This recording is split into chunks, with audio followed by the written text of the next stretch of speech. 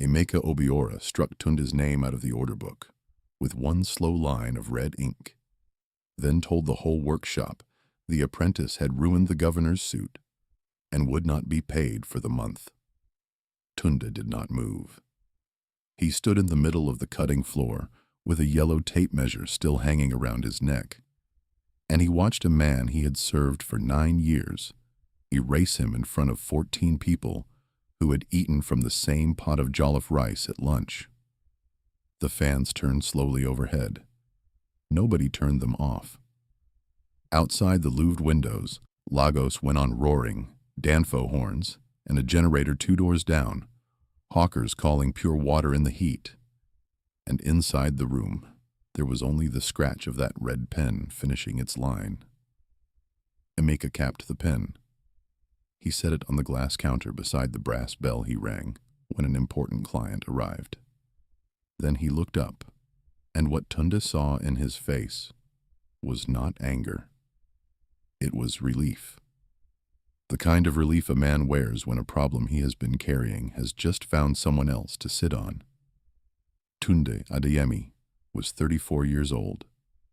He had come to this workshop on Adeniran Ogunsanya Street 9 years before, at 25, the year his grandfather died, carrying one cloth bag and one brass-tipped measuring tape that had measured 3 decades of men. He had swept this floor before anyone trusted him with chalk. He had pressed seams until midnight for a master who took the praise to the front counter and left the apprentice in the back. And he had a habit the others made jokes about. Before Tunde cut a single line of fabric, he measured the client twice. Once when they arrived. Once again right before the shears touched the cloth. 2 passes of the tape, 2 readings, written down both times in a small book he kept in the drawer of his bench. They called him Two-Tape. Chidi, the senior tailor, a quick-handed man of 40 with a gold tooth and a loud laugh, said it first, 2 years before, and it stuck the way a cruel name sticks when it is also a little bit funny. Two-Tape is measuring the man's neck again, Chidi would announce to the whole room. Maybe it grew since Tuesday. The young apprentices laughed because the senior man laughed. Brother, a tape does not lie the first time, Chidi told him once, leaning his weight on the cutting table. You are wasting the client's afternoon. You are wasting thread. You are slow. And Tunde, who did not argue with anyone, only wrote the second number under the first and said quietly, "It costs nothing to be sure." What none of them in that room understood was why his hands simply refused to skip the second pass. It was not slowness, and it was not fear. It was a thing his grandfather had pressed into him before the boy was even old enough to hold the long shears straight. Measure the man in front of you, Babasola used to say. Not the man you measured last week. Not the man you think he is. Not the man he was when he was younger and thinner. Cloth forgives nothing. A wrong number is a wrong number sewn into a man's shoulders for the whole life of the garment. Tunde had watched his grandfather refuse to cut for a wealthy chief once. Refuse outright, because the second measurement did not match the first by a single centimeter, and the old man would not guess. Not for a chief, not for any amount of money. The chief had blustered. Babasola had folded his hands and waited, and measured a third time, and only then cut. So the boy's hands learned to do it twice, and they kept doing it twice long after the old man was in the ground, because the hands remembered even on the days the heart was too tired to care. The governor's order had come into the workshop 3 weeks before the firing, and it had changed the whole mood of the place. Not the sitting governor of the state himself, but his office. His protocol officer arriving in a clean white car with 2 aides, the commission a full set of 8 bespoke garments for a state event, 2 agbada, and several suits. A sum of money Emeka announced to the floor as 1,400,000 naira, the largest single order the workshop had ever taken. Amika had walked the floor that morning, like a man who had grown 2 inches in the night. This, he told them all, was the order that would put the house on the map for good. This, he said again and again, was the one order nobody could afford to make a mistake on. And here is the very thing this channel was built for. So let me say it plainly to you before we go any further.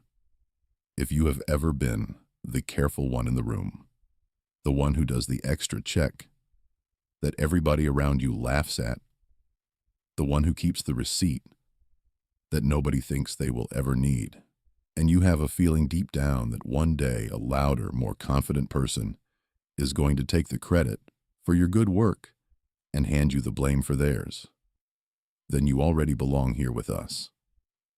Take 1 second to subscribe to Baobab Tales, because the quiet, careful, overlooked people are precisely the ones these stories are told for. And I do not want you to miss what the cloth was about to know. And it was Tunde, of all of them, that the protocol officer's principal had asked for by name. The client himself, a distinguished senior man from the governor's inner circle, who was to wear the centerpiece suit at the front of the event, had been measured at this very workshop years before by Babasola, and he remembered. He came in person, looked around at all the young faces bent over their machines, and said he wanted the careful one, the grandson, the one who measured the way the old man used to measure. Amika's smile had gone thin and tight at that. But a client is a client, and the principal was not a man you argued with. And so it was Tunde who took the most important measurements in the workshop's history, on a Wednesday afternoon, twice. Both full sets of readings written into his small book, in his small even hand. He still remembered the man's mild surprise at being measured a second time before the cut was even discussed. "You are thorough," the client said, not unkindly, lifting his arms again. "My grandfather taught me," Tunde answered. "He measured you once, years ago. He would want me to do it right." The man had gone quiet at that and studied the young tailor's face for a long moment, and nodded slowly. And something passed between them in that bright back room that Tunde did not have a word for at the time. 3 weeks later, the finished centerpiece suit went out to the client's residence by Amika's own hand, and the very next morning it came back, and it came back wrong. The shoulders sat high and bunched up like a borrowed coat. The right side pulled across the chest. The trousers broke a full 2 inches short above the shoe. The protocol officer stood in the middle of the workshop, with the garment folded over his arm, and his voice low and cold and furious. And he said the words that pulled the blood from every face in the room. "This is not the suit we approved. This is not the measurement we approved. The principal is humiliated. The event is in 9 days. Someone in this room cannot do his job." And Amika Obiora, master cutter, owner of the house, turned and looked across the floor at the apprentice who had taken the measurements. And the whole matter was decided in his face before a single real question had been asked. "To tape," he said. And for once, in 2 years, nobody laughed at the name. "All your measuring, all your wasting of everyone's time, and you ruined the one order that actually mattered." Tunde opened his mouth to say that he had the numbers, that they were written down twice, that the cut which had come back was not a cut his numbers could ever have made. But Amika had already turned away from him, already turned to the protocol officer, with his 2 palms open and his voice gone smooth as pressed silk, already explaining that the apprentice was careless and always had been, that he, the master, would personally recut the entire suit at the house's own cost, that the boy would be dealt with that very day. The red pen came out of his pocket. The line went through the name in the order book, and a man who had given 9 quiet years to a back room was discarded in the time it took red ink to dry on a page. He did not shout. He did not beg. He did not so much as raise his voice to defend the work of 9 years. He took the yellow tape from around his neck and folded it once, and he took his small book of numbers from the drawer of his bench, and then he reached past everything else for the one thing in that workshop that had never belonged to Amika. The worn, brass-tipped tape he kept wrapped in a square of indigo cloth at the very back of the drawer. Chidi would not meet his eyes. The young apprentices studied the concrete floor as if it held instructions. Only Adais, the seamstress who finished the buttonholes, a widow in her late 50s, with gray at her temples, who had worked beside Baba Sola in another shop a whole lifetime ago. Only Adais watched him go, with her hands gone still in her lap. As he passed her bench, she said it very low so that none of the others would hear. "Your grandfather did not raise a careless boy. You hear me, Tunde? Whatever they decide in this room today, the cloth knows the truth, and the cloth does not lie." He carried that one sentence home through the evening traffic like a live coal cupped in both hands. Home was 2 rooms in Surulere that he shared with his younger sister Bisi, who was 26 and studying hard for her nursing examinations, and who took one look at her brother's face when he came through the door that night and set the kettle down without a single word. He told her in flat, short sentences: fired, blamed, the governor's suit, come back wrong, no wages for the month.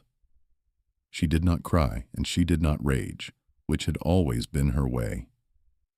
She sat across from him at the small table, and she said the practical thing, because the rent was due in 3 weeks, and his wage was the most of it. "Then we prove it," she said simply. "You wrote the numbers down. You always write the numbers down every single time. That is the whole thing they laugh at you for. So where is the book?" The trouble was that Tundi's small working book held only his own numbers, in his own hand, the kind of thing a man like Emeka could wave away in 1 second as something a frightened apprentice had scribbled afterward, to cover himself. One small book, one apprentice's word, against the respected owner of an established house. That was not proof. That was only a story. And the world, Tunde knew, believes the confident man's story over the quiet man's truth almost every single time.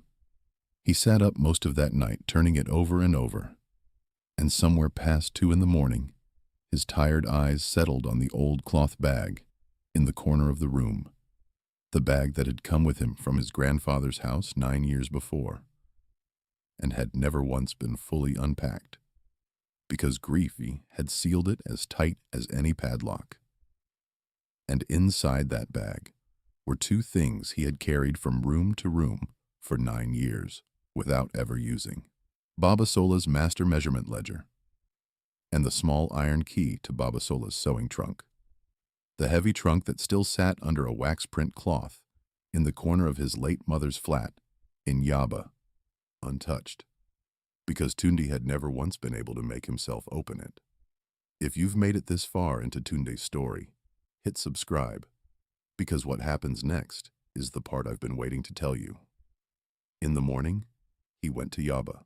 The trunk was exactly where it had always been, under its faded wax print cloth, a heavy carved wooden box with a brass latch gone green with the years. Tunde knelt down in front of it, the way a man kneels in front of something that still holds a person he misses. He fit the small iron key. The latch gave with a soft sound, like a held breath finally let go. And the smell came up to meet him first: camphor and old folded cloth, and the faint dry sweetness of the tailor's chalk his grandfather had always used. And for one moment the grown man on the floor was 11 years old again, perched on a stool in a doorway, watching a pair of old hands move across cloth like they were reading it. There were 3 things inside that trunk, and together they would quietly undo Emeka Obiora, though Tunde did not yet understand that as he lifted them out one at a time into the gold morning light.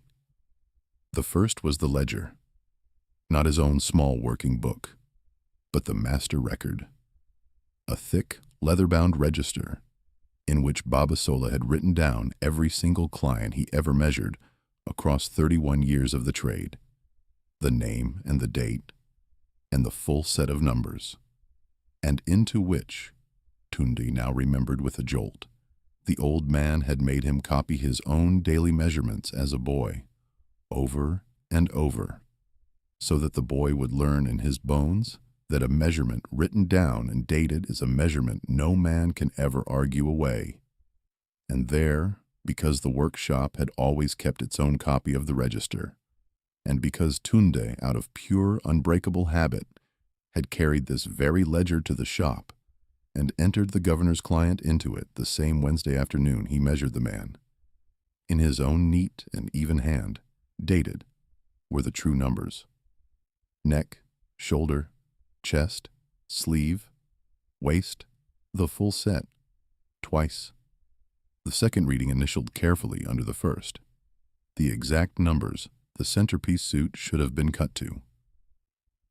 The exact numbers that did not match could never have matched the bunched and broken suit that had come back wrong. The second thing in the trunk was wrapped in soft tissue, and when Tunde unwound it, his throat closed up tight. It was an unfinished agbada, the grandest single piece Babasola had ever begun in his life. Deep royal indigo, shot all through with hand-stitched gold thread, 2/3 complete, a commission the old man had not lived long enough to finish, for a client who had himself since passed away, a master's last unfinished work. Tunde had heard the older tailors speak of it in low voices, and had never once laid eyes on it. A serious collector of fine Nigerian craft, Bisi would find out later with 3 careful phone calls, would value such a piece, if it were ever finished by a hand trained inside the same house and tradition, at more than the entire governor's order put together. The old man had left his grandson not only the proof of his innocence, but a thing of real and rescuing worth, sitting folded in the dark of a box, waiting patiently for the boy to grow desperate enough to finally open the lid. And the third thing in the trunk was a letter. It had been folded into the underside of the lid, addressed across the front, in the old man's shaky late handwriting, to Tunde, my grandson, the careful one, and it had been written. Tunde could see at once from the date in the corner, in the last month of his grandfather's life, when the old man already knew with certainty that he was leaving. Tunde sat down flat on the floor of his late mother's quiet flat in Yaba, and he read it through while the full morning came up gold and warm through the louvres. "The boy you are," Babasola had written, "is a boy this world will always try to rush. They will call you slow because you are careful. They will laugh at you because you measure twice when they measure once. Let them laugh, my son. A man who measures twice is not slow. He is simply a man who is unwilling to cut what he cannot answer for. A day will come, and it may well come hard, when a careless man with more power than you will want you to carry his mistake on your back.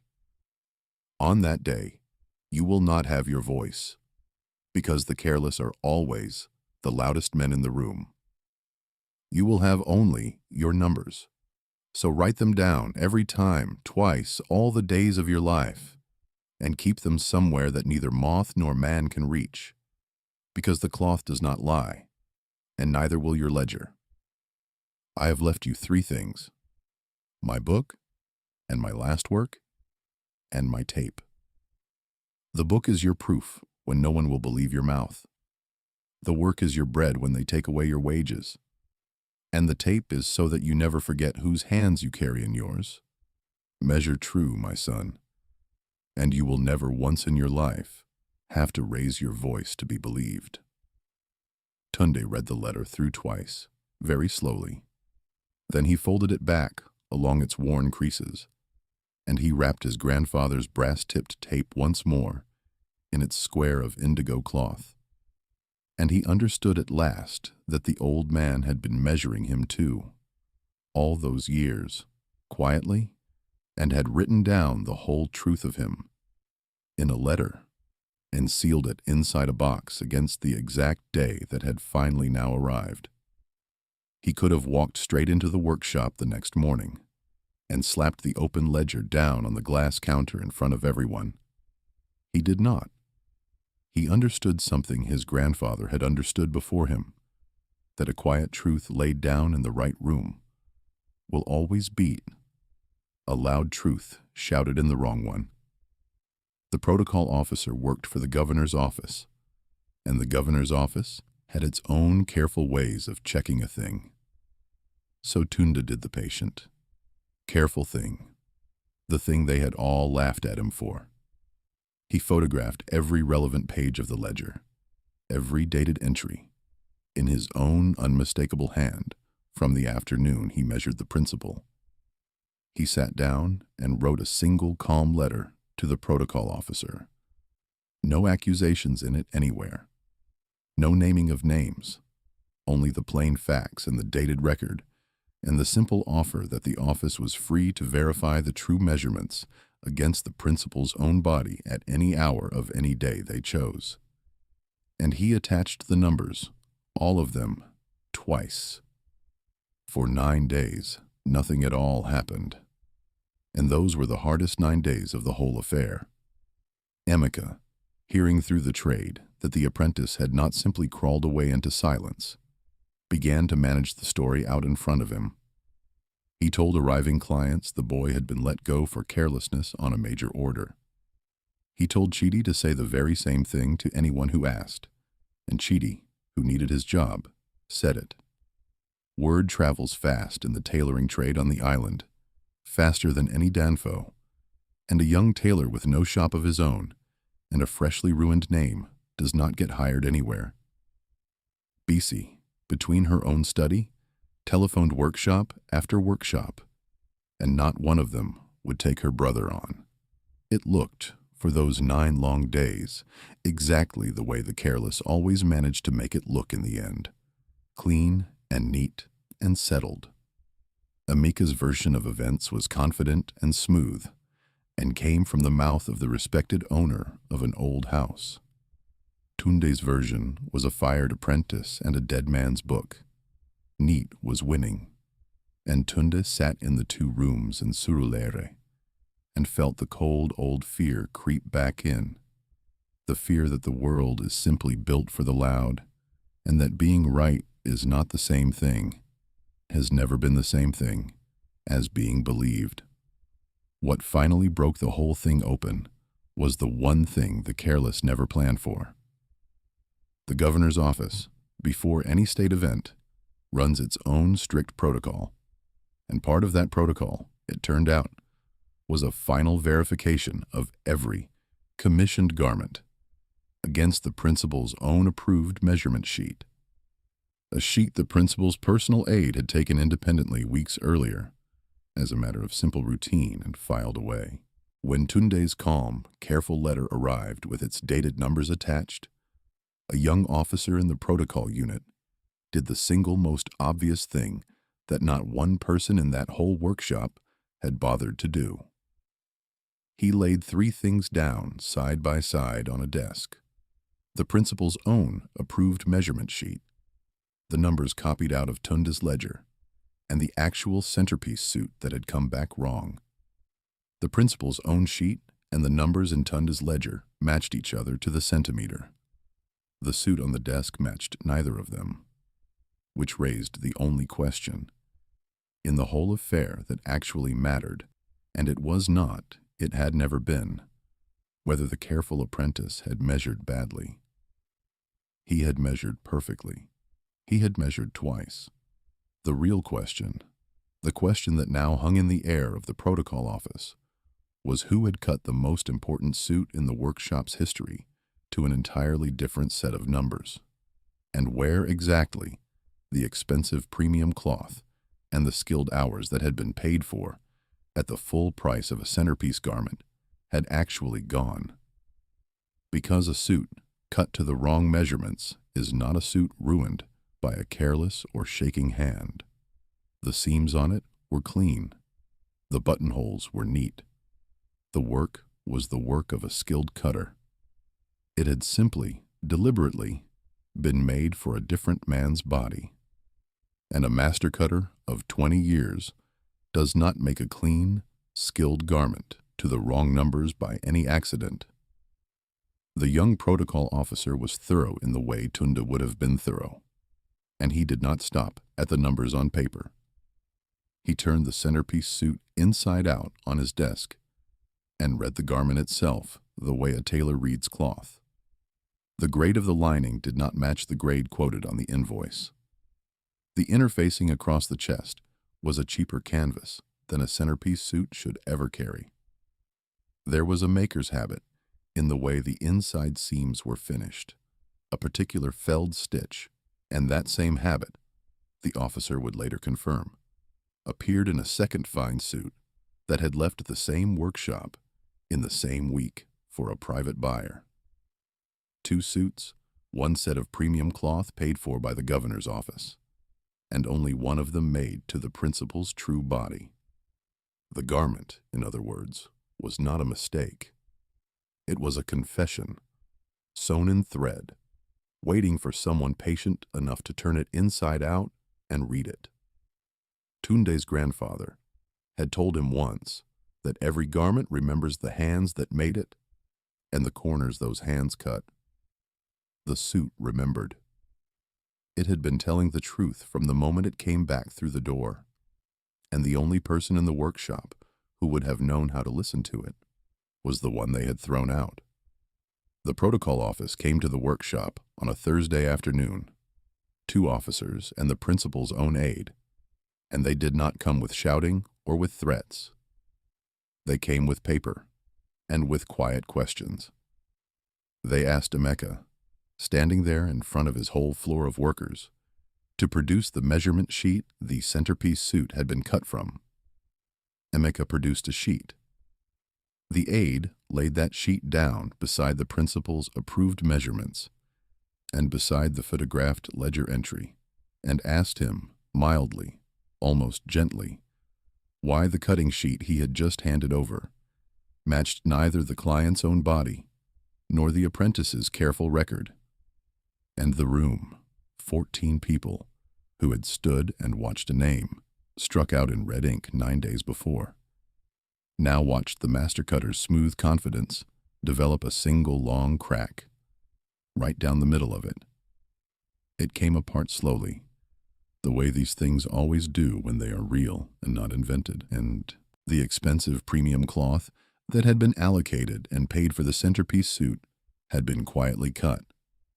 The officers established simply by following the plainest of paper trails into a fine bespoke suit for an entirely different client, a private business contact of Emeka's own, a man whose large personal order Emeka had taken on the side for himself and had fulfilled using the governor's premium fabric and the workshop's best skilled hours.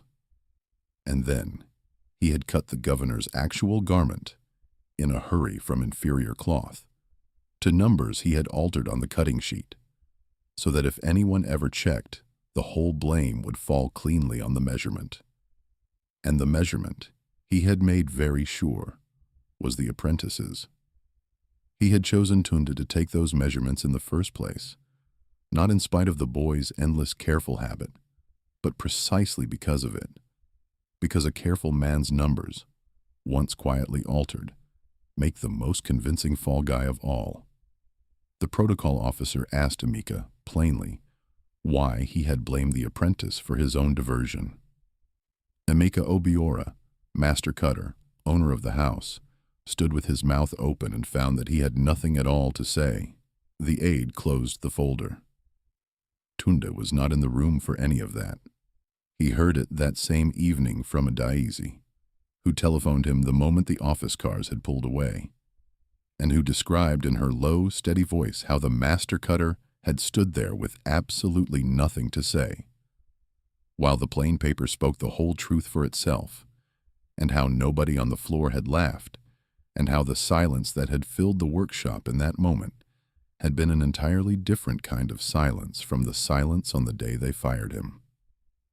The governor's office quietly canceled the rest of the commission with the House and required full restitution of the diverted cost. Emeka did not go to prison. This is Lagos, and a matter like this is settled in offices and not in courtrooms. But word travels in the trade, and a master cutter, whose house diverted a state commission and then framed its own apprentice for the loss, does not keep the clients who made his name. Within 3 months, the workshop on Adeniran Ogunsanya had let its senior staff go and shrunk down to a single back room, and Emeka Obiora was a smaller man in a smaller shop, undone in the end not by Tunde's voice, which the apprentice had never once raised against him, but by his own careless greed, and the single record he could never reach to change. Tunde did not gloat. There was no scene, no triumphant return to the old workshop to stand over the man and watch him fall. The principal himself, the distinguished senior client who had asked for the careful one by name, sent for Tunde instead. He received the young tailor kindly in his own home, apologized without making excuses for the trouble that had landed so hard on an innocent man, and then he did something far better than any apology. He told 3 people who genuinely mattered in the city exactly what had happened, and exactly whose numbers had been the true ones all along. And in a trade that runs entirely on word of mouth, 3 right words from a powerful and respected man rebuilt in a single month what a confident lie had taken 9 years to threaten. The day the principal's people came to collect Tunde's very first finished commission under his own name, Tunde measured the man twice, once when he arrived, and once again right before the shears, and the man watched him do it and smiled, and did not say a single word about it being slow. By the end of that same year, Tunde Adeyemi had a small workshop of his own, 2 clean rooms with good north light, on a quieter street, just off the island where the rent was honest and the landlord did not lie. He hung his grandfather's unfinished Agbada on the main wall, and when at last he had the skill and the courage in equal measure, he finished it himself, deep royal indigo and hand-stitched gold, the master's last work completed at long last by the master's own grandson, and in the end he did not sell it after all. It hung where every client who walked in could see it. The collector's generous offer he turned down flat. Some things he had learned are not for selling. They are for proving, quietly, every day that you came from somewhere. He was not alone in the new shop. Uddies came with him, the widow who had whispered the truth to him in the very worst hour, and she finished his buttonholes now, exactly as she had once finished Babasola's. And she brought him roasted groundnuts, wrapped in old newspaper, and asked him, every single morning, without fail, whether he had eaten yet. Bisi passed her nursing examinations and still came by on Saturdays to keep his accounts straight. Because his ledger, she told him laughing, was a sacred and holy thing, but his bank statements were a complete disgrace. And he took on a young apprentice of his own, a quiet, watchful young man of 19 named Femi, from his grandfather's old neighborhood, who swept the floor now and watched the master's hands move across the cloth, and who learned, long before he was ever once trusted with the long shears, to measure every client twice and write both of the numbers down. There was an evening near the end of that year, the light going gold and then soft and then violet over the rooftops of the whole roaring city, the call to prayer rising up somewhere across the rooftops, and the generators starting their nightly chorus one by one, when Tunde stayed late in the shop after all the others had gone home. He took his grandfather's worn brass-tipped tape out from its square of indigo cloth, and he unwound it slowly across the new bench, the very way he had unwound it on the night everything was taken from him. And he ran his thumb along the smooth brass tip that 31 years of a careful man's hands had worn down soft. He was 34 years old, the same age, give or take a year, that his grandfather had been when the old man opened his own first shop. He thought about the red line drawn through his name in the order book, and about how very little, in the end, it had finally come to mean, and about how a man who is willing to be laughed at for the simple sin of being sure can lose his bench and his wages and his good name all in one afternoon and still, in the end, have the one single thing that no careless man can ever strike out, which is the truth, written down in his own steady hand and kept somewhere no careless man could ever reach it. He wrapped the brass tape back up in its square of indigo cloth, and he set it carefully in the drawer where he would find it again first thing every morning. The cloth, his grandfather had always told him, does not lie, and neither, it turns out, does a man who measures twice. So here is what I want to leave with you tonight before the light goes. The world will always be a little louder than the quiet people who are careful, and it will always be a little quicker to believe the confident man than the patient one. But a record kept honestly outlasts the loudest lie ever told, and dignity, once a man simply refuses to trade it away, cannot be confiscated by anyone, no matter how much power they hold. So I will ask you this: if you had been standing where Tunda stood, fired and blamed and shamed, with nothing but a dead man's book to defend you, would you have done the careful, patient thing and trusted your record to speak for you in the right room in the right time? Or would you have walked straight back into that workshop and demanded out loud in front of all of them to be believed? Tell me honestly, which one of those two people you are, the one who lets the record speak, or the one who raises the voice, and I will be reading every single answer